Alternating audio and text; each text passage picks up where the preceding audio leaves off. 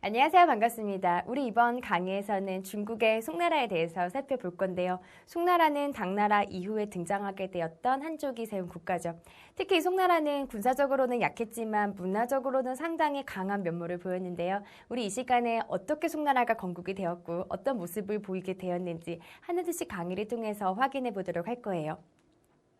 자, 여러분, 우리 이 시간에 가장 먼저 배울 내용은요. 송나라의 건국과 그 나라가 주류로 실시했던 문치주의에 대해서 살펴보도록 할게요.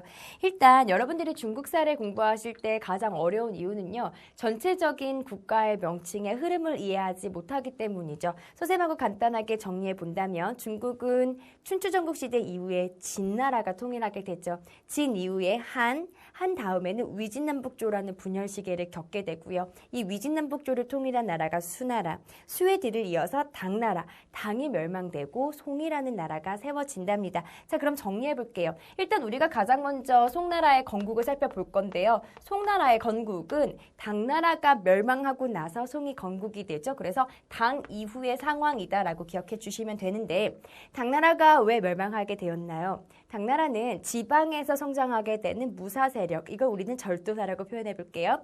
지방의 절도사 세력이 성장하게 되면서 절도사들이 반란을 일으키고 결국은 나라가 멸망을 하게 되죠. 이 당이 멸망하고 나서 중국은 일시적으로 분열 시기를 겪습니다. 이 일시적인 분열 시기를 우리는 5대 10국 시기라고 이야기해요. 5대 10국의 분열 시기를 겪다가 후주의 이 조광윤이라는 사람이 송나라를 건국합니다. 즉 가볼게요. 5대 10국의 분열을 누가 통일하게 되냐면 조광윤이 통일하게 되죠. 사실 조광윤 역시 당나라의 절도사였다가 송이라는 나라를 건국하게 되는 거예요. 그래서 조광윤이 송나라를 세워요.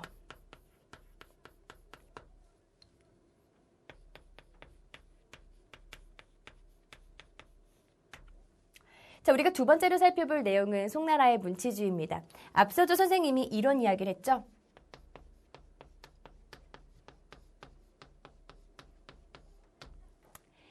조광윤은 당나라의 절도사 세력이죠. 자기 스스로는 절도사였습니다. 그러나 한 가지 중요한 교훈을 갖고 있죠. 절도사 세력이 성장하게 된다면 분명히 황제의 권한을 위협하게 될 것이고 황제의 권한을 위협하게 되는 이 절도사 세력은 반란을 일으켜 새로운 나라를 세운다는 큰 교훈을 얻습니다. 그래서 자기 스스로가 절도사임에도 불구하고요. 절도사를 억제하려는, 절도사 세력을 억제하려는 정치를 실시하고 이걸 우리는 문치주의라고 이야기합니다. 여러분들은 이 이름을 통해서도 느끼시겠지만요. 문치라는 것은 싸움을 중시하는 겁니까? 학습을 중시하는 겁니까? 그렇죠. 공부, 학문을 중시하는 것이 바로 문치주의죠. 그래서 송나라의 문치주의는 이런 목적을 갖고 있어요. 절도사 세력을 억제하기 위한 목적을 갖고 있죠. 절도사는 싸우는 장군 세력이에요.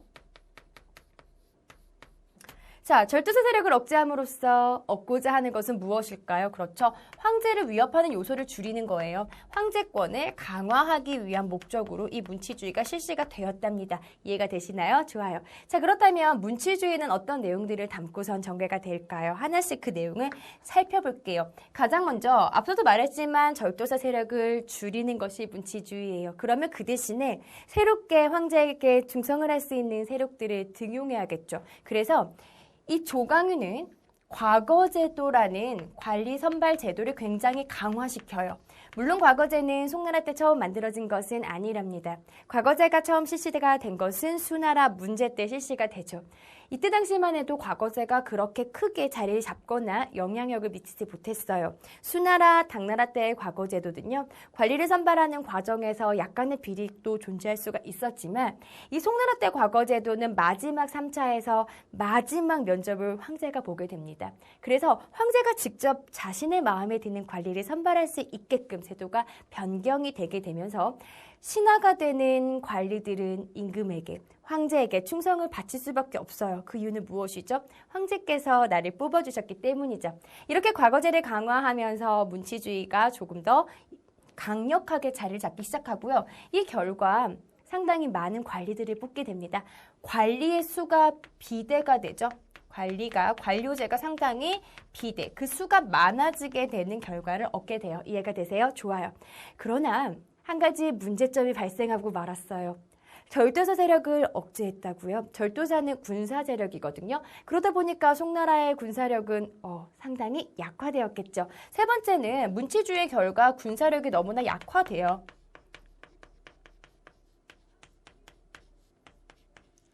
이해가 되시죠? 이 과정에서 몇 가지 문제가 발생을 하네요. 사실 중국은 주변에 있는 북방의 유목민족 뿐만 아니라 그들이 오랑캐라고 지칭하는 주변의 민족들로 둘러싸여 있는 국가가 바로 중국이에요. 중국의 힘이 굉장히 강성했을 때는 주변의 국가들이 중국에게 조공을 바치면서 충성을 하지만 중국의 힘이 약화됐을 때는 주변에 있는 국가들이 중국의 대륙을 차지하기 위해서 위협을 하죠. 송나라의 상황은 군사력이 약했기 때문에 주변에 있는 북방의 이민족들이 이 송나라를 먹기 위해서 위협을 가하는 이런 상황이 전개가 되었답니다. 이해가 되시죠? 그렇기 때문에 송나라는요, 자신들의 세력을 유지하기 위해서 싸울 힘은 없어요. 싸울 힘이 없었기 때문에 북방의 유목민족인 거란이나 여진족에게 굉장히 많은 금이나 비단 같은 또는 은 같은 것들이 많이 바쳐요. 뭐 10만 냥, 비단 20만 냥 같은 것들을 바치면서 가까스로 평화 관계를 유지하게 되죠. 그럼 가볼게요. 이런 상황이 지속되게 되면 어떤 문제가 생기나요? 계속적으로 조공을 여진이나 거란족에게 바쳐야 되기 때문에 국가의 재정이 상당히 약했겠죠. 그래서 나라가 돈도 없어요. 이것이 바로 문치주의 결과입니다. 자, 두 가지 긍정적인 측면과 두 가지 부정적인 측면을 기억해 주세요. 자, 문치주의가 실시가 되면서 황제의 권한은 강화되고요. 과거제가 시행이 되면서 과거를 통해서 관리에 등용되었던 사대부라는 신분 계층들은 성장하기 시작했어요. 반대로 두 가지의 부정적인 측면은 뭐가 있나요? 절도사 세력이 억제가 되니까 지방을 수비할 수 있는 무사 세력이 죽었네요. 군사력이 약화됐고요. 그 결과 북방의 이 유목민족들에게 상당히 많은 조국을 바치게 되면서 국가 재정이 악화됐어요 라는 것도 함께 정리해 주세요. 이해가 되시나요? 좋아요. 자, 여러분, 이번에 우리가 살펴볼 내용은 왕안석의 개혁입니다. 송나라는 문치주의의 결과 군사력이 약화가 되고 국가 재정이 상당히 어려워졌어요. 개혁이라는 것은 국가의 모순과 문제점을 해결하기 위해서 획기적인 방안을 제시하는 걸 개혁이라고 하죠. 자, 왕안석은 이 두 가지 문제를 지적합니다. 첫 번째는 어떤 문제를 지적합니까? 그렇죠. 송나라 너무 군사력이 약해요. 그러니까 군사력을 증진시키기 위한 노력이 필요하고요. 두 번째는 국가 재정이 너무나 궁핍합니다. 그래서 국가 재정을 늘립시다.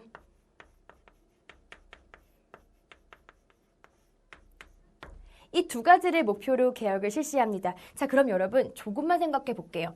군사력을 증강시키고 국가 재정을 늘리기 위해서는 누구를 키우는 방법이 가장 좋을까요? 백성이죠. 백성들이 살을 찌우게 되면요. 그 백성들이 국가에 세금을 내게 됩니다. 그리고 백성들이 군사력으로서 국가에 충성을 다하게 되죠. 그렇기 때문에 왕안석은 백성들을 살리고자 하는 개혁 정책을 단행하죠. 상대적으로 힘이 없고 상대적으로 소외되었던 가난한 상공민층. 그래서 우리가 소상공인이라고 표현할게요. 상인은 상인인데 굉장히 규모가 작은 상인이죠. 뿐만 아니라 소농들. 농민은 농민인데 규모가 작은 농민들이 지원합니다. 그래서 이들에게 곡식이나 돈 같은 것을 값싸게 빌려주는 이런 정책을 실시하는 것이 바로 왕안석의 개혁 정치예요. 이를 통해서 나라는 강해지고 이를 통해서 나라가 굉장히 융성해지기 위한 그 노력들을 진행해 나가는데요. 문제는 뭐냐면 기존의 권력을 갖고 있던 보수층들은 이런 변화들을 원치 않아요. 왜냐? 소상공인과 소농들이 지원이 되면 자신들이 갖고 있는 이권이 상대적으로 빼앗기게 되는 것이거든요. 그래서 나라 전체 이익보다는 자신들의 이익을 생각했기 때문에 이 지배층들, 즉 보수층들의 반대로 왕안석의 개혁은 실패로 끝나게 되죠. 따라서 결국은 송나라는 그 나라가 멸망하는 데까지 말기까지 여전히 약한 군사력을 가지고 재정적인 난에 허덕일 수밖에 없었겠죠. 이 부분까지도 함께 정리해서 이해해 주세요. 자, 여러분. 이번 시간에 우리가 배울 내용은요. 사대부의 형성과 성리학인데요. 송나라는 상당히 문화적으로는 융성합니다. 특히 송나라의 지배층을 우리는 사대부라고 이야기하는데요. 자, 과연 사대부는 어떤 특징을 가지고 성장했던 사람들일까요? 간단한 내용을 좀 소개해 드릴게요. 일단 여러분들은 문제에서 사대부가 나오면 딱 기억해 주셔야 돼요. 아, 이 사람들은 송나라의 지배층이구나. 송의 지배계층을 사대부라고 부르죠. 또 하나, 이 사대부가 갖고 있는 특징은 크게 두 가지예요. 첫 번째는 사대부, 선비사자를 쓰죠. 선비는 선비인데 학문을 연구하는 선비네요. 어떤 학문을 주로 연구할까요? 그렇죠. 성리학을 연구하는 성리학자들이 대부분 사대부를 이야기하고요. 이 사람들이 왜 성리학을 열심히 공부할까요? 그 이유는 송나라의 관리가 되기 위해서 치러야 되는 과거 시험에 시험 과목이 바로 이 성리학이었기 때문이에요. 봐봐요. 열심히 성리학을 공부함으로써 과거 시험을 치르죠.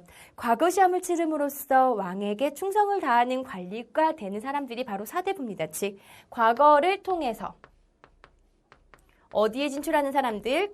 관직에 진출하는 사람들을 우리가 사대부라고 이해해 주시면 되겠어요. 어렵지 않죠? 좋아요. 두 번째는 우리 성리학에 대해서 살펴볼게요.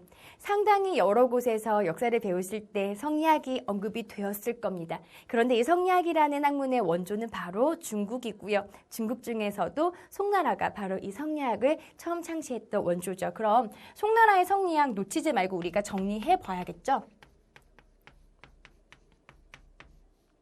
성리학이라는 것은 인간의 본성을 연구하는 학문이에요. 보세요. 본성의 원리를 연구하는 학문이죠.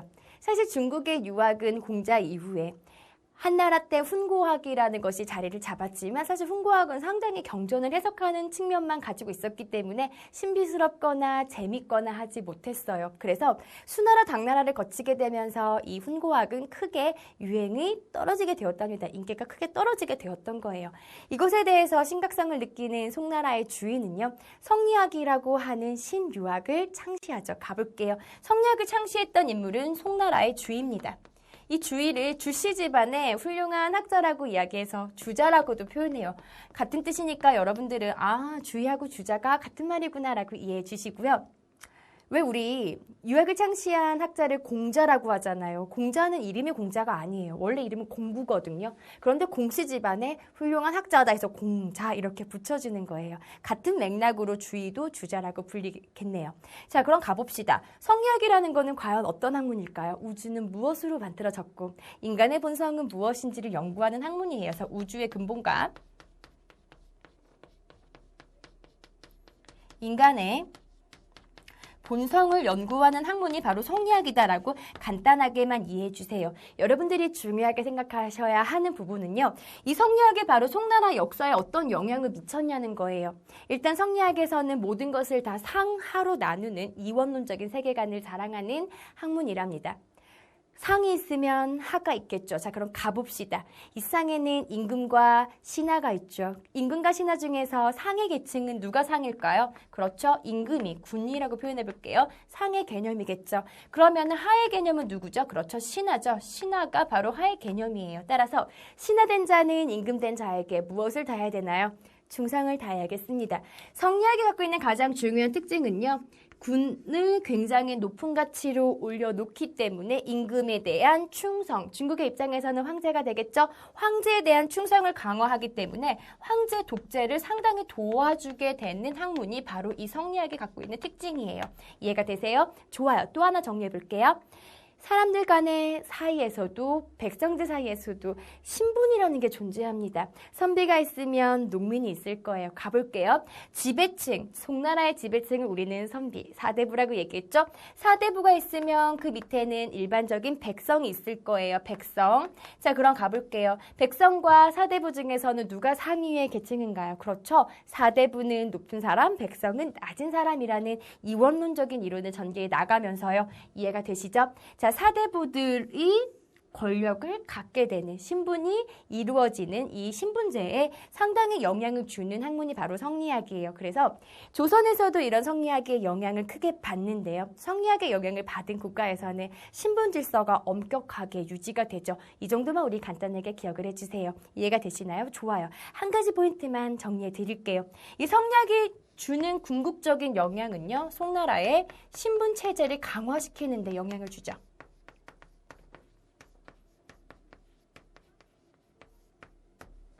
이해가 되시나요? 좋아요. 자, 여러분, 우리 이번 시간에 배웠던 중요한 내용들을 핵심 정리를 통해서 한 번 더 확인해 볼 거예요. 자, 우리는 이번 시간에 송나라의 건국과 문치주의를 배웠고요. 그리고 두 번째로는 왕안석의 개혁에 대해서 배웠답니다. 송나라는 문치주의를 실시하면서 군사력이 약하고 국가 재정이 어려웠기 때문에 왕안석이 개혁을 시행했으나 안타깝게도 실패로 끝나게 되었죠. 뿐만 아니라 송나라의 대표적인 지배층이었던 사대부, 그들이 주로 공부했던 성리학에 대해서도 살펴보았네요. 자, 여러분, 이번 시간에 배웠던 중요한 내용들을 우리 개념학의 문제를 통해서 한 번 더 확인해 볼 거예요. 먼저 문제를 풀어보시고 선생님과 함께 답을 맞추시는 건 꼭 잊으시면 안 돼요. 준비가 되셨으면 같이 한번 답을 맞춰볼게요. 첫 번째 문제를 살펴봅시다. 송나라는 문치주의로 인하여 군사력이 약화되자 왕안석의 개혁을 주장했지만 보수 세력의 반대로 실패하였다라는 거 어렵지 않게 정리가 되셨을 거예요. 자, 다음 문장을 확인해 볼게요. 우주의 근본 원리와 인간의 본성에 대해서 탐구하는 학문, 송나라 때 만들어진 학문이네요. 성리학이 되겠죠? 답 어렵지 않게 적으실 수 있었을 거예요. 자, 이렇게 해서 오늘 이 시간에 우리는 중국의 성리학과 문치주의를 육성시켰던 송나라에 대해서 살펴보았는데요. 오늘 배웠던 중요한 내용들을 복습하시는 거는 잊으시면 안 돼요. 자, 반드시 복습해 주시고요. 강의 듣느라고 수고하셨습니다.